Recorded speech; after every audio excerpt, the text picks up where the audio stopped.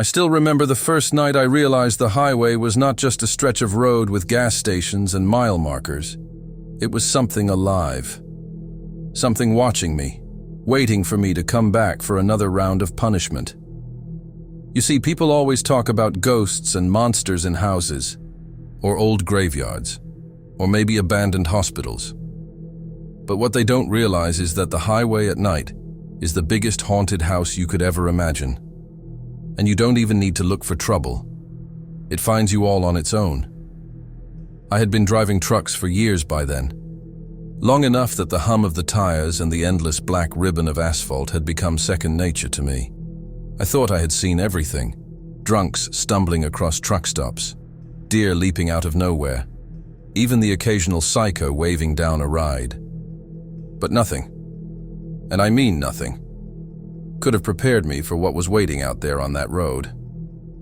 I want you to picture this. I had a full load in the back.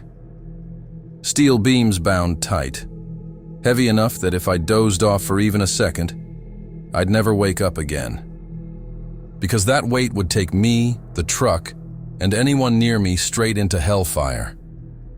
I had been driving since the sun went down, and the radio had long since cut into static. Out there in the middle of nowhere, stations fade, and all you're left with is silence. The sound of your own breathing, the hum of the road.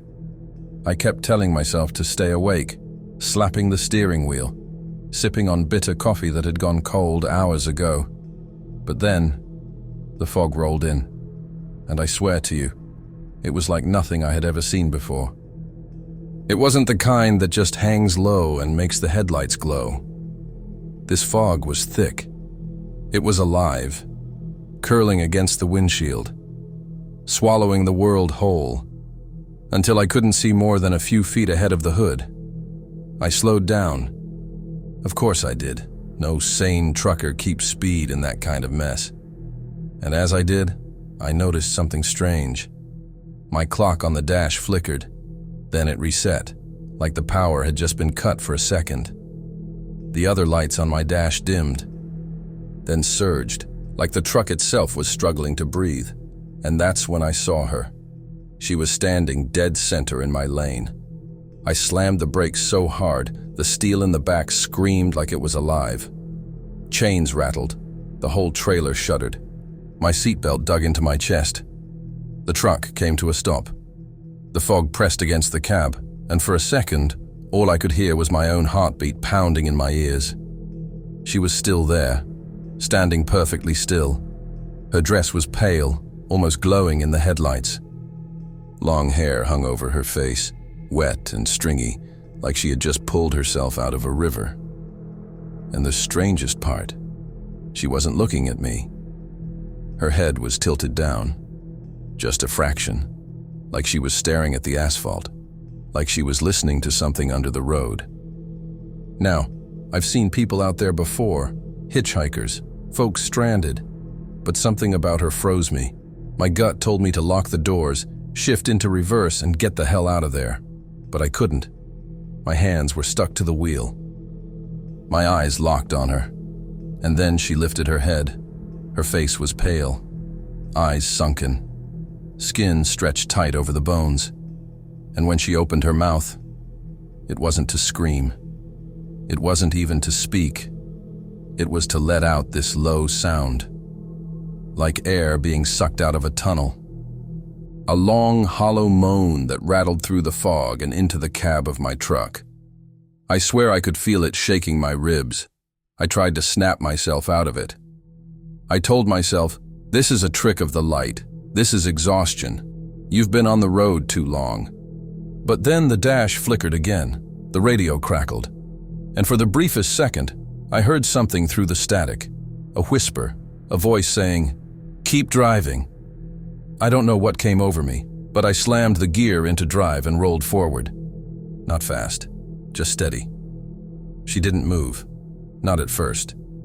But as my headlights passed over her, she dissolved into the fog. Not like someone walking away, not even like smoke dispersing. She just wasn't there anymore. The road ahead cleared. The fog thinned, and for the first time in hours, I could see the faint glow of a truck stop up ahead. My hands were shaking so bad, I had to grip the wheel tight just to keep it steady. I pulled in, parked, and sat there with the engine idling. I must have looked half crazy, because when I finally went inside, the guy behind the counter gave me this long stare. He asked if I was all right. I told him what I saw. I expected him to laugh, to say I was sleep-deprived. But instead, he just nodded slowly, like he'd heard it all before. He leaned forward, real serious, and said, "You saw the lady of mile marker 37. You're not the first." I swear to you, my blood ran cold, because I hadn't told him where I stopped. I hadn't told him which stretch of road I'd been on. But he knew, and that was only the first time the highway tried to take me. I didn't sleep that night at the truck stop. I thought I would park, grab a quick shower, maybe get some eggs and coffee, then knock out in the sleeper cab. But the truth is, every time I closed my eyes, I saw her standing there in the middle of the lane, pale dress, glowing in the headlights, hair hanging wet across her face, lips opening, but no words coming, just that long, low, hollow sound that made my chest rattle. I lay there in the bunk staring at the ceiling of the cab while the engine ticked and cooled and the highway hummed outside, and it felt like she was still out there waiting for me to get back on the road. Now here's the thing about us truckers. We don't get to stay put for long. The load has to move. The miles have to be covered. The deadlines don't care if you ran into a ghost in the fog.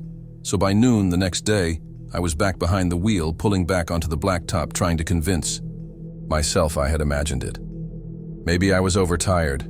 Maybe the fog and the radio static and the bouncing dash lights all added up to one bad hallucination. That's what I kept telling myself. But deep down, I knew better. Hours past clear skies this time. Sun beating down windshield hot under my arm. But even then, I couldn't shake that feeling. Like I wasn't alone. I kept catching movement in the mirrors. Tiny shadows slipping just out of view, like someone was hanging off the back bumper of the trailer or running alongside the rig on the shoulder.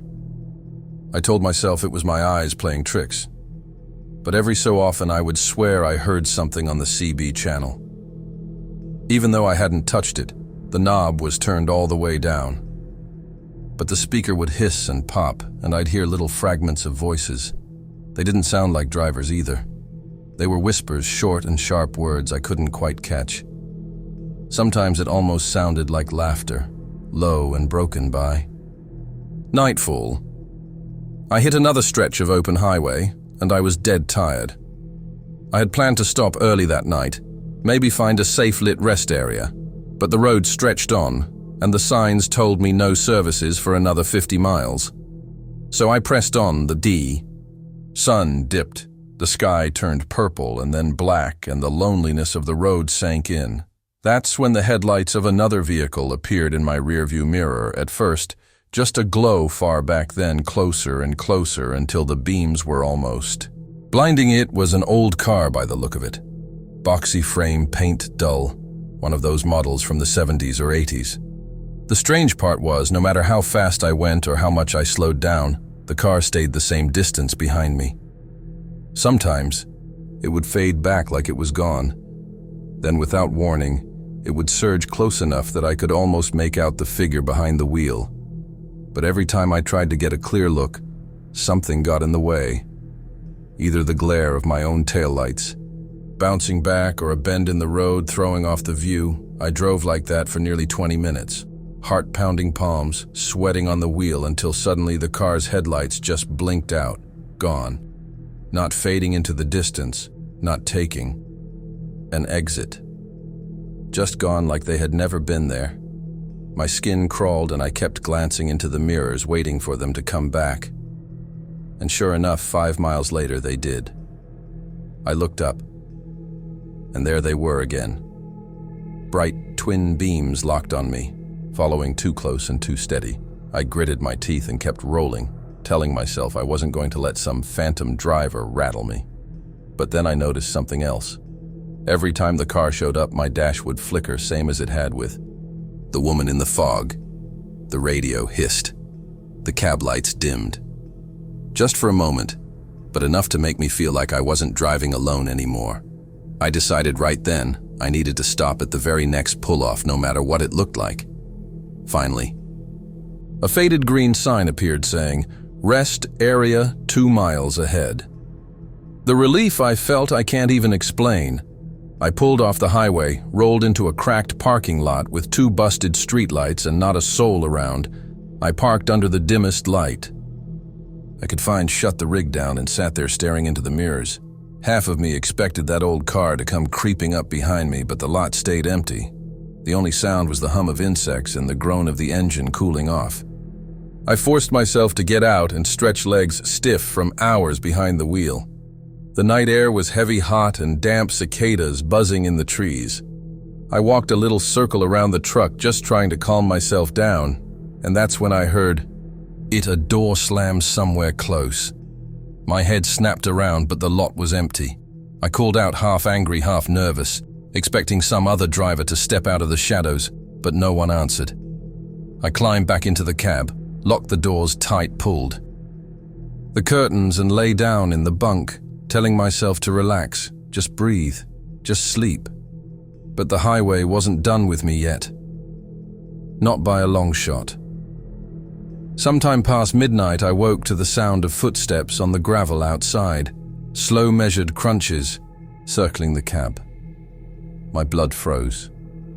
I didn't move, didn't even breathe. I just lay there in the dark, listening. The footsteps stopped right by my door, then fingernails scratching lightly against the metal. The handle jiggled like someone was testing. The lock. My heart was hammering so hard I thought it might shake. The whole rig. I grabbed the flashlight I keep by the bunk and snapped it on. I shoved back the curtain, shined it out the side window. Nothing. Nobody there. The gravel was empty. The lot was silent. But when I killed the light and sat there shaking, I heard it again. The same voice I had caught on the radio before, whispering right inside the cab this time. Just 3 words, clear as day. Keep driving. I didn't sleep again. Not that night. Not the next night either. Because once you know the road has eyes, once you know something is out there watching you, waiting for you to be tired enough to make a mistake, you don't sleep, you just keep rolling. And that was only the beginning. The next day, I rolled out of that rest stop with eyes red and heavy from a night without sleep. I cranked the coffee so strong it tasted like burnt tar, but it still didn't stop the shaking in my hands. The sky was clear. The sun was bright, and every part of me wanted to believe daylight would burn off whatever shadows had been stalking me. But if there's one thing I've learned from years on the highway, it's that the road doesn't care if it's day or night. It takes what it wants when It once had about 400 miles left on that run. Steel still chained tight in the trailer, bouncing and groaning with every dip in the road. The CB was quiet. The radio had found a country station, and for a while I almost felt normal. The cow lines on the road hypnotized me. The hum of the tires sank into my bones, and I told myself maybe I had dreamed it all. The lady in the fog, the old car, the whispers. But then something happened that snapped me right back into the nightmare. I was rolling through a stretch of 2-lane highway cutting through a pine forest. The kind where the trees crowd up on both sides so close it feels like you're driving through a tunnel of green. I had the window cracked, listening to the rush of air when suddenly the smell hit me. It wasn't pine or grass or even diesel fumes. It was rot, thick and sour, like something dead baking in the sun. I gagged and rolled the window up, but the smell was still there, filling the cab, clogging my throat. I checked the mirrors, thinking maybe a deer had been hit, and I was dragging it somehow, but the road behind me was clean. That's when I saw something between the trees, a shape keeping pace with me. Tall, thin, too long in the arms and legs. It moved in jerks like its joints didn't fit together right. The sun flickered through the branches, so I only caught pieces. A pale arm, a bent knee, a head that was tilted sideways too far, but it was running alongside my truck at 60 miles an hour and not falling behind. I gripped. The wheel tighter eyes locked forward because some part of me knew if I looked straight at it, I'd lose control. But out of the corner of my eye, I saw it gaining, pulling closer until its shadow stretched across the pavement beside me. Then a hand slammed against the side of the trailer. The whole rig jolted. Chains rattled, steel screamed. I nearly swerved into the ditch. I snapped my eyes to the mirror, but there was nothing. No shadow, no figure, just trees blurring past. The smell of rot lingered. Though heavy and suffocating, I rolled down the window again, praying for fresh air. And that's when I heard it. A voice carried in on the wind. Not a whisper this time. A laugh. A deep, broken laugh that didn't sound human. I slammed the window shut, cranked the radio. But the voice came through the speakers too low at first, then rising until it drowned out the music. I twisted the knob, yanked the fuse, and still the laughter filled the cab, echoing off the glass and the dash and the steel behind me. It didn't stop until I crossed a county line sign and the trees opened into fields. I pulled into the first truck stop I found and stumbled inside like I had been walking through hell. The diner lights were too bright. The smell of bacon and, coffee too normal. The waitress asked what I wanted, and I just sat there staring at her like I didn't know how to answer. Finally, I muttered, "Black coffee," and she nodded like she'd seen 100 drivers look the same way, broken by the road. There was another trucker sitting 2 stools down, grizzled face hands like leather. He looked at me and said, real casual, "You saw it, didn't you?" My throat tightened. I asked him what he meant. He leaned closer and said, "The runner in the Pines Tall thing. Looks like it's stitched together wrong. Smells like a graveyard. Yeah, I've seen it. You're not the only one." Hearing him say that didn't make me feel better. It made me feel worse, because it meant this wasn't just in my head. This wasn't just exhaustion or bad coffee. This was real. He told me he had first seen it 20 years back on that same stretch. Said he never forgot it. Said the thing liked to chase rigs, but only at night or early morning when the light was weak. He said, "Best thing you can do is don't look at it straight. Don't give it your eyes, because if it knows you see it, that's when it climbs aboard."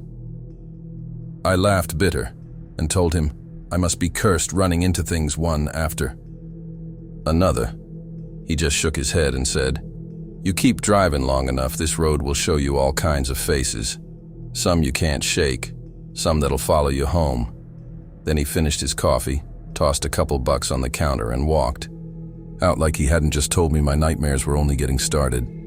I sat there for another hour drinking cup after cup, trying to build up the courage to go back out. But the load was waiting, and the road doesn't stop for fear. So I climbed back into my cab, checked the locks twice, and pulled back onto the asphalt. Every mile marker felt heavier, every shadow stretched longer, and deep down, I knew the highway wasn't finished with me. It never is. After that run through the pines, I started keeping notes in a little spiral pad I kept in the glove box. Not times or fuel logs or way station numbers, but notes about what I was seeing out there. Things no one would believe if I just said it straight. But I wrote them down anyway. Dates, places, mile markers, descriptions. I figured maybe one day I could piece it all together and figure out what the highway was showing me. Or maybe I was just trying to convince myself I wasn't losing my mind. Either way, the notebook filled fast. One night about a week later, I was rolling through a flat stretch in the Midwest cornfields on both sides. Nothing but stalks rattling in the wind, and the road stretching straight as an arrow I had been driving since noon. So by midnight I was fighting to keep my eyes open. I pulled into a rest area, planning to shut it down for the night, and that's when I saw the lights. A cluster of them out in the fields, maybe a quarter mile off at first. I figured it was a farmhouse or some kind of late-night harvest crew. But the longer I watched, the stranger it got. The lights weren't steady, like lanterns or flood lamps. They were moving in a circle, slow, deliberate shifting colors from pale yellow to to deep red to almost violet. Curiosity got the better of me. I parked the rig and walked down a dirt path between the rows of corn. My boots crunched on the dry soil, my flashlight beam cutting through the stalks, and the closer I got, the more I realized those lights weren't machines or vehicles. They were torches, and they were being carried by people. I crouched low, heart hammering, and peered through the corn into a clearing, and what I saw there is burned into my skull even now. A group of maybe 20 people standing in a circle around some kind of crude wooden structure. It looked like a cross, lashed together with rope, but bent in wrong angles, twisted like it wasn't made for any human shape. They were chanting low voices, rising and falling like waves in the dark. I couldn't make out the words, but the rhythm of it made my skin crawl. Then one of them stepped forward, carrying something wrapped in cloth. They laid it at the base of the wooden frame, and the others all raised their torches high.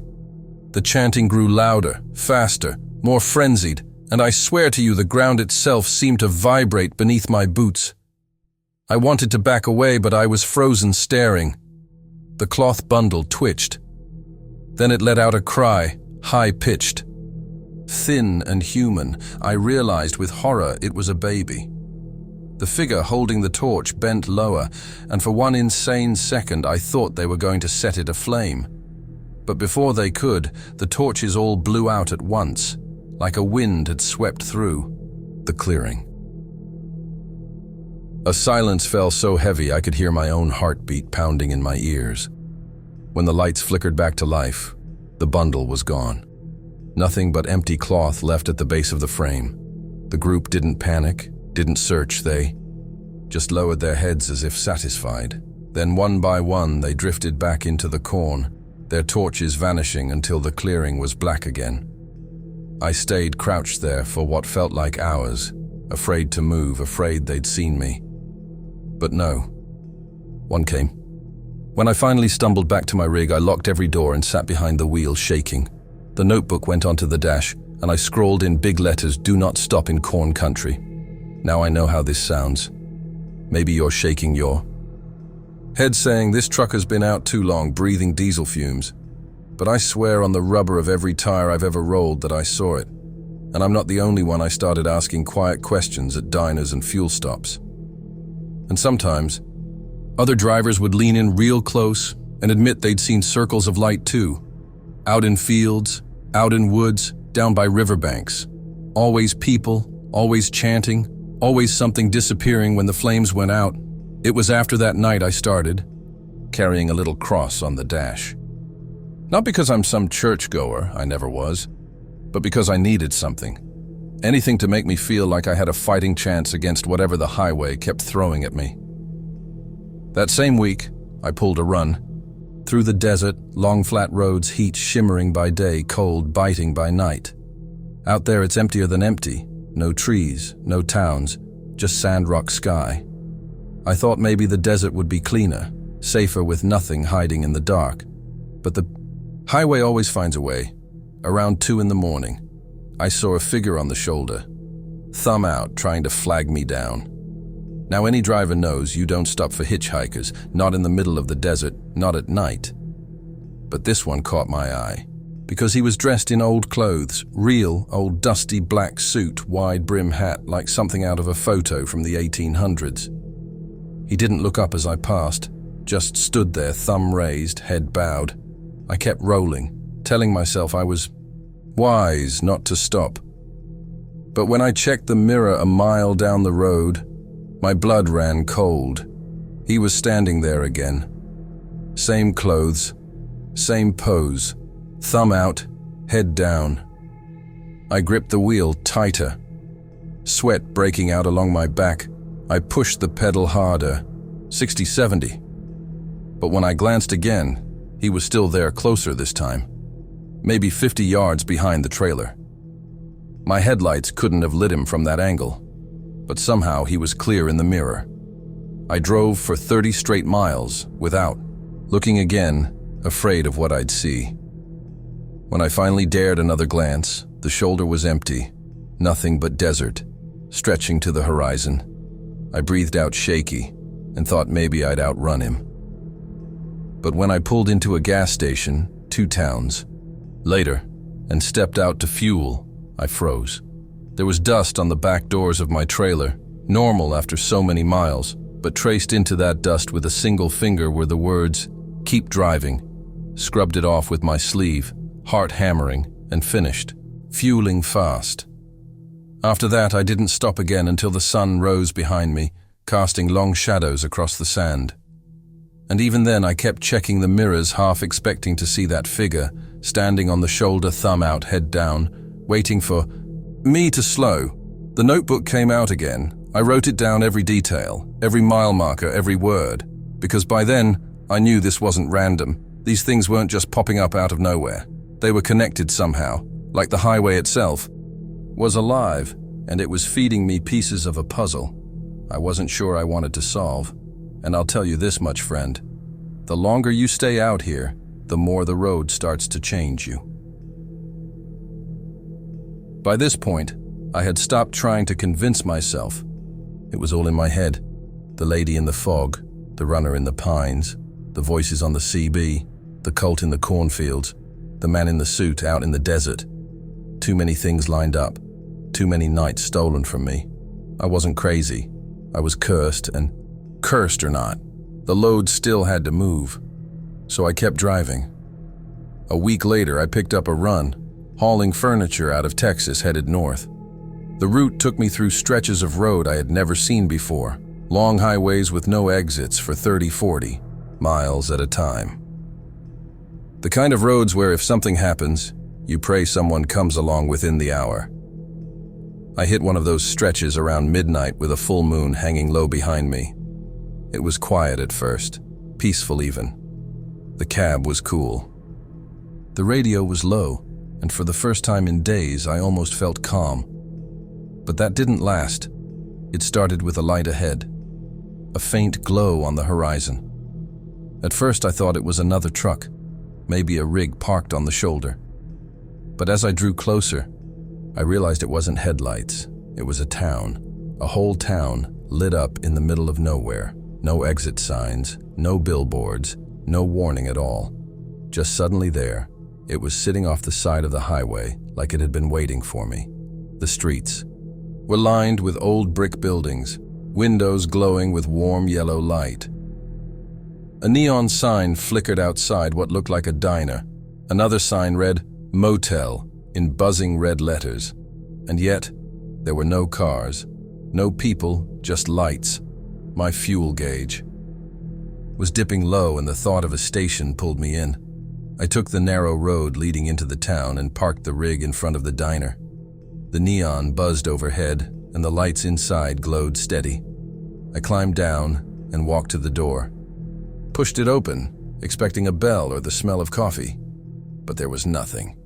Inside, the booths were empty. Plates sat on tables, half-eaten. Burgers, fries, pie, like the customers had just gotten up mid-meal and left. The coffee pots were full still, steaming. The jukebox glowed in the corner, playing no music, just humming low like it was alive. I called out, "Hello." My voice echoed through the diner, but no one answered. I walked deeper, the linoleum sticky under my boots, and every hair on my body stood on end because I knew, without knowing, that people had been here minutes ago and now they weren't. The only sound was the faint hum of the fluorescent lights overhead. I backed out, quick hands, shaking, climbed back into the cab and told myself to just get back on the highway. But the road didn't let me go that easy. When I pulled out of the diner lot and headed toward the main drag, the motel lights flared brighter. Rooms lined up one after another, doors all shut, curtains drawn. But for a split second, every curtain lifted at the same time, and faces stared out. Pale, thin faces with wide eyes, watching me roll past. I hit the gas hard and didn't look again. The road out of town was narrower than the one I came in on 2 lanes, cracked pavement weeds pushing through. And when I finally reached the open highway again, I glanced in the mirror. The town was gone, just gone. No neon, No streetlights, no buildings. Just black highway stretching back into the dark. I wrote it down. In the notebook, right then and there, scribbling so fast my hand cramped, I called it the vanishing town, and I swore I'd never take that road again. But the thing about the highway is it doesn't care what you swear. It'll pull you back when it wants. 2 nights later, I was still rolling, same load, different state. The desert had given way to hills, the air cooler, shadows longer. I stopped at a rest area, small one, just a couple picnic tables and a restroom. I sat in the cab with the dome light, on flipping through the notebook, when I noticed something. One of the pages near the front had changed. I know how that sounds, but it's the truth. I had written about the fog woman weeks earlier. Every detail from her hair to the way her mouth opened. And now the page wasn't the same. The handwriting was still mine, but there were new words, ones I hadn't written. They said, "She is still waiting." I slammed the notebook shut, heart hammering. I didn't open it again for hours. When I finally did, more pages had changed, whole paragraphs rewritten, my words mixed with words that weren't mine, and every one of them said the same thing in different ways. Don't stop, keep driving. I don't know if it was the road writing back at me or something, riding with me. But that notebook stopped being mine that night. It started breathing on its own. I didn't tell anyone about it. Not other truckers, not clerks at truck stops, not even family. I just kept it close because part of me thought, if I left, it behind something worse would come looking for me, and the road wasn't done. It had more to show me, a lot more, because a few days later I got another run eastbound. Heavy haul pulling machinery across 3 states.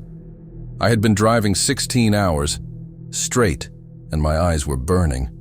I knew I needed to pull over, but there was nothing around. Just mile after mile of empty blacktop. Finally, around 3 in the morning, I spotted headlights ahead. A small building off the shoulder with a big, glowing sign, gas 24 hours. Relief hit me so hard I almost laughed. I pulled in, parked the rig, and climbed out. The place was lit up bright as day, gas pumps humming overhead, lights buzzing, a little store with glass doors stacked with candy and chips. A man stood behind the counter, reading a magazine. I walked in, nodding to him, grabbed a coffee and some jerky, and went to pay. The man didn't look up. He just rang me up and slid the change across the counter. I said thanks and turned to leave. But when I glanced back at him, my stomach dropped. His eyes weren't eyes. They were empty sockets, black holes in his face staring straight through me. He smiled, thin lips, peeling back over too many teeth, and then I blinked, and just like that, he was normal. Again, magazine in his hands, eyes plain and brown, like nothing had changed. I didn't say a word. I just walked out, climbed into my cab, and drove off, heart slamming against my ribs. And when I looked back in the mirror, the station wasn't there. The pumps, the lights, the building all gone, just flat highway under a dead sky. And that was the night I stopped believing there were safe places left on the road. I used to believe the most dangerous thing out here on the road was nodding off at the wheel. I thought fatigue was the one true killer that stalked every driver. But after the years I have put in, and after the things I have seen, I learned that staying awake can be worse, because the longer you stay awake, the more the road begins to peel back its skin. The things hidden out there begin to show themselves, and once you notice them, you can never unsee them. I would have given anything to go back to the days when I believed it was just about keeping my eyes open. The stories. Start small. You sit in a truck stop diner at 2 in the morning. You listen to old drivers who have been at it longer than you. They talk about the lanes, about dispatch, about loads, about how the pay is never enough. But if you stay quiet and you let them get comfortable, the conversation turns. They start telling you about the real road, the road that does not show itself to everyone, the road that only reveals its face when it knows you are already hooked. I remember meeting one of those men in Kansas. He was sitting on his step in the back row of the lot. He had a cigarette burning between fingers that looked like old leather. I joined him for a while and we traded a few words about the usual things.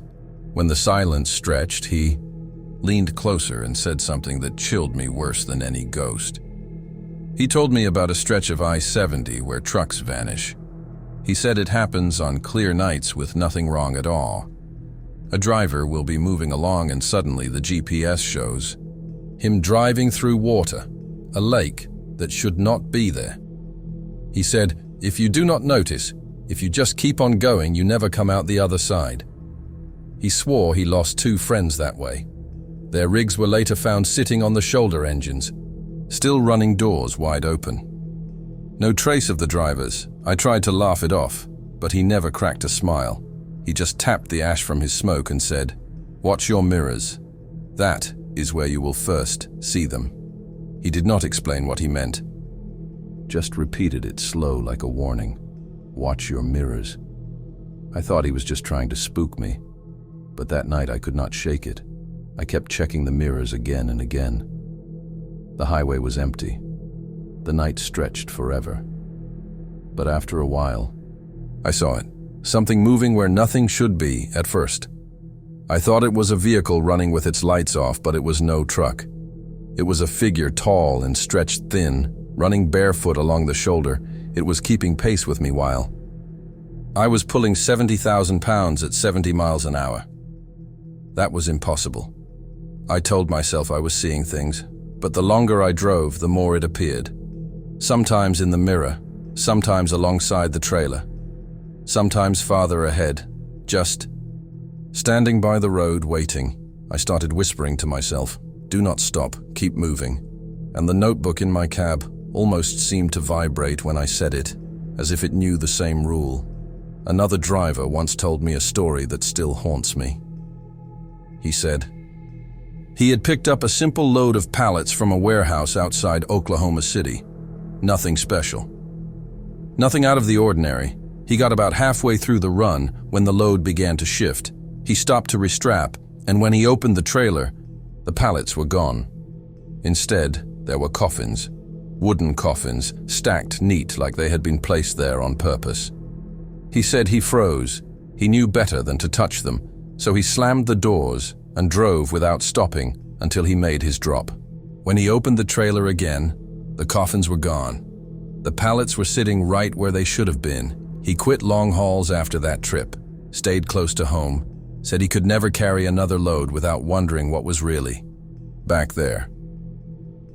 And then there was the story I heard from a man in Texas. He was a quiet one. But when he finally opened up, he told me about the girl in white. She walks the median late at night. She never waves.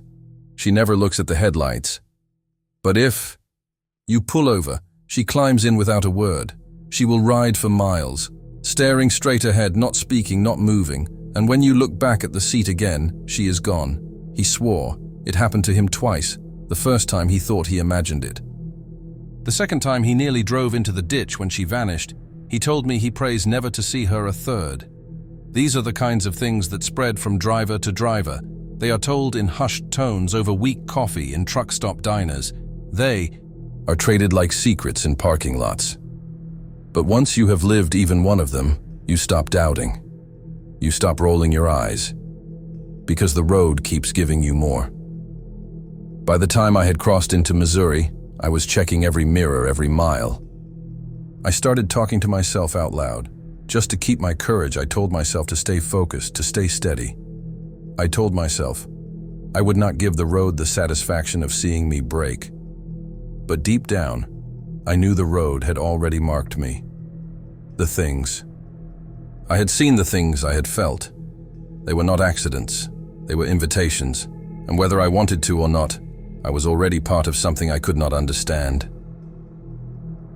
When I lay my head down in the bunk, I hear voices in the hum of the reefer. I hear footsteps in the gravel outside my cab. Even when I know the lot is empty, I tell myself I'm just tired. But then I remember the old driver in Kansas with the cigarette ash glowing in the dark. I remember his words. Watch your mirrors. And I know. I am not tired. I am being watched. The longer I stay on this highway, the more I feel like I am hauling more than steel and freight. I am hauling secrets that do not belong to me. I am hauling memories of places that should not exist. I am hauling shadows that cling to the trailer no matter how far I drive. And I know one night, maybe not tonight, maybe not next week, but one night the road will decide my time has come. And when that night comes, I will not be the first trucker it has taken, and I will not be the last. I used to believe the most dangerous thing out here on the road was nodding off at the wheel. I thought fatigue was the one true killer that stalked every driver. But after the years I have put in, and after the things I have seen, I learned that staying awake can be worse. Because the longer you stay awake, the more the road begins to peel back its skin. The things hidden out there begin to show themselves. And once you notice them, you can never unsee them. I would have given anything to go back to the days when I believed it was just about keeping my eyes open. The stories start small. You sit in a truck stop diner at 2 in the morning. You listen to old drivers who have been at it longer than you. They talk about the lanes, about dispatch, about loads, about how the pay is never enough. But if you stay quiet and you let them get comfortable, the conversation turns. They start telling you about the real road, the road that does not show itself to everyone, the road that only reveals its face when it knows you are already hooked. I remember meeting one of those men in Kansas. He was sitting on his step in the back row of the lot. He had a cigarette burning between fingers that looked like old leather. I joined him for a while, and we traded a few words about the usual things. When the silence stretched, he leaned closer and said something that chilled me worse than any ghost. He told me about a stretch of I-70 where trucks vanish. He said it happens on clear nights with nothing wrong at all. A driver will be moving along and suddenly the GPS shows him driving through water, a lake that should not be there. He said if you do not notice, if you just keep on going, you never come out the other side. He swore he lost 2 friends that way. Their rigs were later found sitting on the shoulder. Engines still running, doors wide open. No trace of the drivers. I tried to laugh it off, but he never cracked a smile. He just tapped the ash from his smoke and said, "Watch your mirrors. That is where you will first see them." He did not explain what he meant. He just repeated it slow, like a warning. "Watch your mirrors." I thought he was just trying to spook me, but that night I could not shake it. I kept checking the mirrors again and again. The highway was empty. The night stretched forever. But after a while I saw it, something moving where nothing should be. At first I thought it was a vehicle running with its lights off. But it was no truck. It was a figure, tall and stretched thin, running barefoot along the shoulder. It was keeping pace with me while I was pulling 70,000 pounds at 70 miles an hour. That was impossible. I told myself I was seeing things, but the longer I drove, the more it appeared. Sometimes in the mirror, sometimes alongside the trailer, sometimes farther ahead, just standing by the road waiting. I started whispering to myself, "Do not stop. Keep moving!" And the notebook in my cab almost seemed to vibrate when I said it, as if it knew the same rule. Another driver once told me a story that still haunts me. He said he had picked up a simple load of pallets from a warehouse outside Oklahoma City. Nothing special, nothing out of the ordinary. He got about halfway through the run when the load began to shift. He stopped to restrap, and when he opened the trailer, the pallets were gone. Instead, there were coffins, wooden coffins, stacked neat like they had been placed there on purpose. He said he froze. He knew better than to touch them, so he slammed the doors and drove without stopping until he made his drop. When he opened the trailer again, the coffins were gone. The pallets were sitting right where they should have been. He quit long hauls after that trip. Stayed close to home. Said he could never carry another load without wondering what was really back there. And then there was the story I heard from a man in Texas. He was a quiet one. But when he finally opened up, he told me about the girl in white. She walks the median late at night. She never waves. She never looks at the headlights. But if you pull over, she climbs in without a word. She will ride for miles staring straight ahead, not speaking, not moving. And when you look back at the seat again, she is gone. He swore it happened to him twice. The first time he thought he imagined it. The second time he nearly drove into the ditch when she vanished. He told me he prays never to see her a third. These are the kinds of things that spread from driver to driver. They are told in hushed tones over weak coffee and truck stop diners. They are traded like secrets in parking lots. But once you have lived even one of them, you stop doubting. You stop rolling your eyes, because the road keeps giving you more. By the time I had crossed into Missouri, I was checking every mirror, every mile. I started talking to myself out loud just to keep my courage. I told myself to stay focused, to stay steady. I told myself I would not give the road the satisfaction of seeing me break. But deep down, I knew the road had already marked me. The things I had seen, the things I had felt, they were not accidents. They were invitations, and whether I wanted to or not, I was already part of something I could not understand. When I lay my head down in the bunk, I hear voices in the hum of the reefer. I hear footsteps in the gravel outside my cab even when I know the lot is empty. I tell myself I am just tired, but then I remember the old driver in Kansas with the cigarette ash glowing in the dark. I remember his words, "Watch your mirrors." And I know I am not tired. I am being watched. The longer I stay on this highway, the more I feel like I am hauling more than steel and freight. I am hauling secrets that do not belong to me. I am hauling memories of places that should not exist. I am hauling shadows that cling to the trailer no matter how far I drive. And I know one night, maybe not tonight, maybe not next week, but one night the road will decide my time has come.